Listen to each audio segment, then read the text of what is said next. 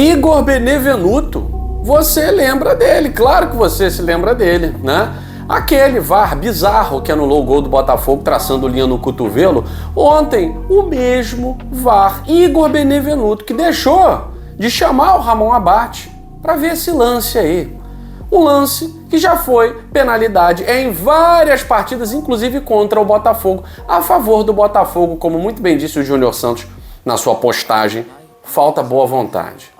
Eu desconfio se é só boa vontade, hein? John Textor, fica ligado, tem que investigar todo mundo. Igor Benevenuto é o nome dele, hein? Reincidente. Vamos falar desse empate do Botafogo, que jogou mal mesmo, né? Foi dominado pelo Atlético Paranaense, o Cuca dominou o jogo, soube fazer a boa leitura, mas o Botafogo buscou um pontinho no final, que garante liderança provisória. Mas eu já falei, isso não é importante. Garante que o adversário não nos ultrapasse, que a gente fique ali no bolo. Isso é que é importante. A gente vai falar sobre isso, as lições do empate, entre outros assuntos, depois da vinheta.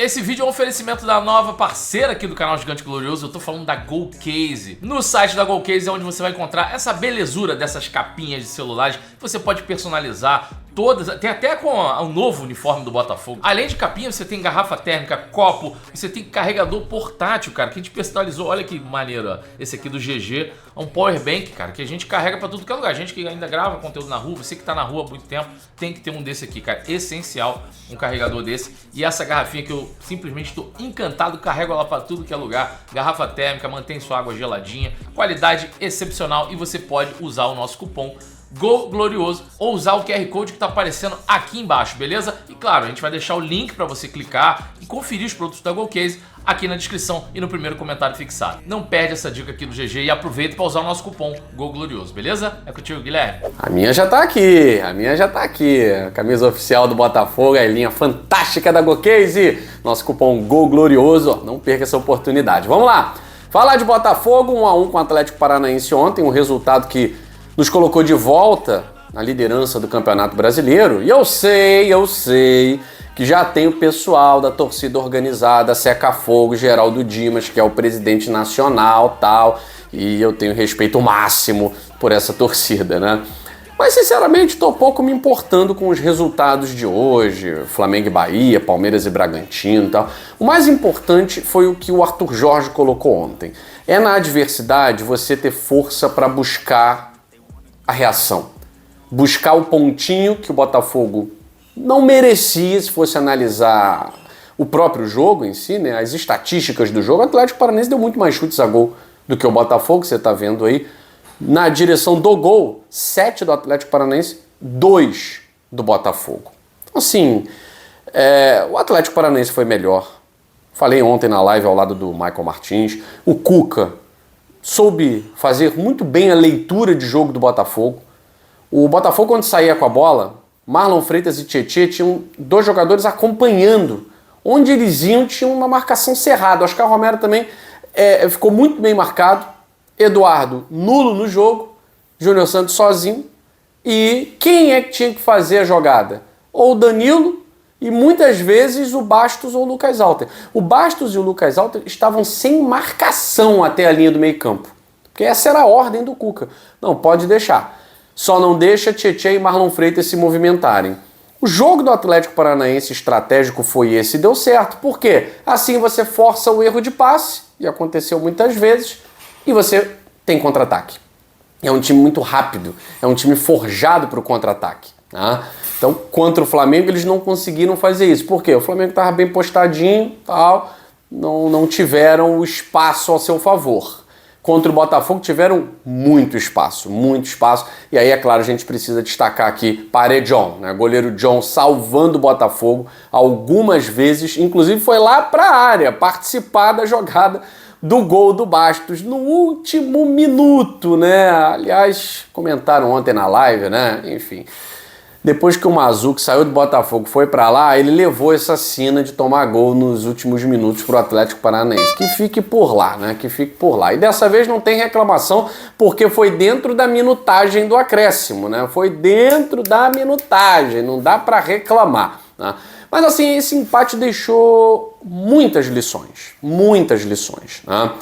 A lição de que o Arthur Jorge tem razão quando pede reforços, quando acena para que o Botafogo traga jogadores para posições-chave, e uma dessas posições é a criação. Ontem o Botafogo não foi criativo, zero criatividade. O Cuiabano não esteve num dia bom ontem, principalmente na parte ofensiva, e o Daniel Soares também não. Marlon Freitas e Tietê, principalmente o Marlon, que é o motorzinho, que é o cara que dinamiza o meio-campo, estava muito bem marcado, não teve espaço para respirar, teve que sair. O Tietê jogou mal, errou muito. O Danilo não foi bem. Eduardo sumido do jogo. O Arthur Jorge vai até falar, a opção pelo Eduardo foi pela questão do Eduardo poder ter um passe, mas não teve passe, não teve nada. Não teve jogador inteligente, não teve nada disso. Foi o Eduardo Fantasminha, que a gente já viu algumas vezes. Depois da entrada do Luiz Henrique, o Botafogo melhora um pouco. Mas o Atlético Paranaense, ele jogou melhor. É uma equipe de G4, é uma equipe que é chata, que incomoda, que sabe jogar no gramado sintético. Então, ontem, o empate teve gosto de vitória para talvez uma parte da torcida. Para o Bastos, não. Eu gostei desse discurso. Isso mostra até a mentalidade do Botafogo, né? A mentalidade do Botafogo de que um empate dentro de casa, ele é uma derrota. E o Bastos vai falar isso, apesar do gol no final, da explosão, da emoção. Ele vai falar, empate com gosto de derrota. Porque o Botafogo deveria ter vencido. É o dono da casa. Era o atual líder, ainda é, mas pode perder a liderança hoje e tal. Mas talvez um lance que mudasse um pouquinho a história desse jogo, o Botafogo teria mais tempo, né, para se reorganizar, foi a penalidade em cima do Júnior Santos. Na live, eu e o Michael Martins até falamos que, cara, dentro do critério do Ramon Abate Abel, é até compreensível que ele não tenha marcado, briga por espaço e tal, mas aí analisando por esse ângulo e recebendo subsídios, elementos para comparação na arbitragem brasileira, né? Recebi aí do Otávio, diz aí Otávio, amigo Otávio, velho Octa. Olha esse lance do Di Plácido. Vamos pegar o time mais favorecido pela arbitragem, o Varmeira. Olha o lance do Di Plácido fazendo essa carguinha no jogador do Varmeira aí. Foi marcada a penalidade.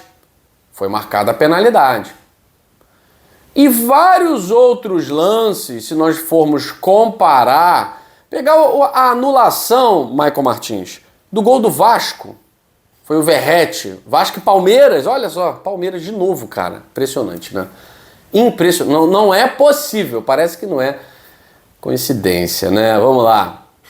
Anularam o gol do Vasco porque o Verratti vai brigar por espaço. Beleza. Se você marca a falta no empurrão do Di Plácido, se você marca a falta nesse empurrão do Verratti, por que na hora do Botafogo não tem a mesma boa vontade? O critério muda. Eles já colocam o Igor Benevenuto no VAR.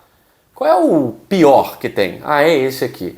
Qual é o que não sabe traçar linha? É esse. Qual é o que não sabe regra, que acha que cotovelo conta? Cara, bota esse no jogo do Botafogo, né? Eles não estão aí investigando a gente? Então bota esse. É a má vontade da comissão de arbitragem. Da pior da história do futebol brasileiro. E aí, um lance desse não é marcado. O Júnior Santos postou nas suas redes sociais essa falta de boa vontade com o Botafogo. Tudo bem que no lance posterior à penalidade, né, ou possível penalidade, o Cuiabano tem o gol à disposição. E poderia ter encerrado a discussão ali marcando o gol. Mas, enfim, errou a pontaria. O que ele acertou contra o Grêmio, errou no jogo de ontem, né? Jogou muito mal ontem o Cuiabano, como alguns outros jogadores do Botafogo. Não foi o único, né? Mas essa má vontade, ela, pra mim, ela não é só má vontade. Para vocês terem ideia, lá no Dois Toques nós falamos do Rodrigo José Pereira de Lima, o árbitro que expulsou o Hulk num jogo, deixa eu ver contra quem? Palmeiras! Coincidência, de novo, né? Varmeiras de novo. No jogo de ontem, Santos e Goiás, curiosamente, esse árbitro que expulsou o Hulk, porque ele veio tirar satisfação, não expulsou o William Bigode, que fez praticamente a mesma coisa. E teve jogador do Goiás que mandou ele para aquele lugar e tal. Ué, mas por que não aplicou o mesmo critério? Bigode tem moral, bigode grosso, como é que é? Assim, galera, claramente os critérios são pessoais. Claramente os critérios são clubísticos. Não há qualidade na arbitragem. Há rancorzinho. Essa é que é a grande verdade, para não dizer outra coisa aqui, que aí é papel do Ministério Público, da Polícia e do Judiciário investigar, para ver se há corrupção, para ver se há crime, para ver se há, enfim, manipulação. Mas um rancorzinho há, né? Brincadeira. Bom, lições do empate. Falta elenco. Quando você, numa situação adversa, precisa colocar Yarlen e Fabiano, aí é a demonstração de que falta elenco, né? Falei ontem na live, não sou a favor. Num jogo como aquele, quem você tem para colocar? Diego Hernandes, tá ali o Gregory, então eu boto o Diego Hernandes e Gregory. Tanto que ele colocou no final do jogo Diego Hernandes e Gregory. E depois, no desespero, eu coloco o Yarlen e o Fabiano. Porque são dois garotos, eles não vão mudar o panorama do jogo. Agora, o treinador trabalha com aquilo que ele vê nos treinamentos. Não é com o achismo de torcedor. E nem com o que alguns jornalistas em seus canais falam. Tá nem aí para isso, ele tá ali pro trabalho dele. É ele que ganha, é ele que é cobrado, então ele tem o trabalho dele. Então assim, eu não vou criticar a entrada dos jogadores. Eu vou criticar a falta de opções. Que o Arthur Jorge precisa ter opções. E aí também, vamos lá, né? O Botafogo deu azar, porque perdeu o Savarino para a Copa América, perdeu o Jefinho para contusão. Teve o caso do Tiquinho Soares, que eu acho que volta no jogo contra o Criciúma, né? Tirando a licença nojo dele, a qual ele tem direito.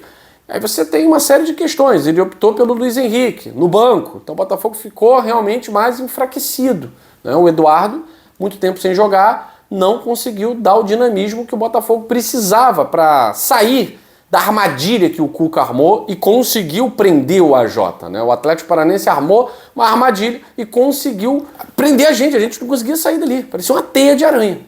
E a bola parada é a saída para esses lances. O Bastos teve uma oportunidade naquela bola alçada na área, ainda no primeiro tempo, no finalzinho, ele teve a oportunidade de fazer o primeiro gol, cabeceou mal, né?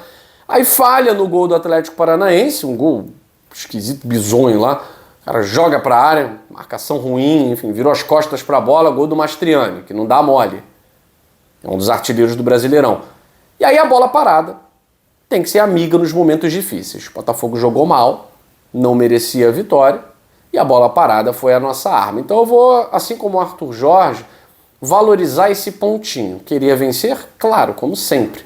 Mas numa situação tão adversa como essa, de enfrentar um adversário inteligente, não ficou ruim dentro do contexto o gol do Bastos no último minuto, na belíssima cobrança de escanteio do Diego Hernandes, tá certo? Hoje tem Flamengo e Bahia no Maracanã, enfim, qualquer um que vencer assume a liderança do Campeonato Brasileiro na 10ª rodada. E tem Palmeiras e Bragantino. Palmeiras também pode ultrapassar o Botafogo, né? É o que eu falei para vocês. Não acho isso importante. Acho que o Botafogo tem que focar no jogo contra o Criciúma no sábado, retornar com o Tiquinho Soares, força máxima, e aí, beleza, vamos focar na vitória, né? Vencer o Criciúma lá. Aliás, o Criciúma que venceu o Atlético Goianiense, um jogo marcado por ex-jogadores do Botafogo, né? Newton, que está emprestado ao Criciúma, fez o primeiro gol do Criciúma, né? O Newton. E o segundo gol do Criciúma foi marcado pelo Trauco, que não tem nada a ver com o Botafogo, mas quem estava no gol do Atlético Goianiense era o Luiz Fernando Choquito, cara. Luiz Fernando Choquito. Então é bom que o Criciúma já venceu, e aí vai sem tanta pressão pro Heriberto Rios, que vai estar lotado, a torcida do Criciúma vai estar empolgada, né? É um caldeirãozinho, e a torcida do Botafogo já esgotou os ingressos destinados a ela. Vai ter massa compacta, tá certo? Gente, eu fico por aqui. Mais informações, a gente volta na segunda edição do Plantão Glorioso, tá certo? Beijo grande, saudações alvinegras, fui.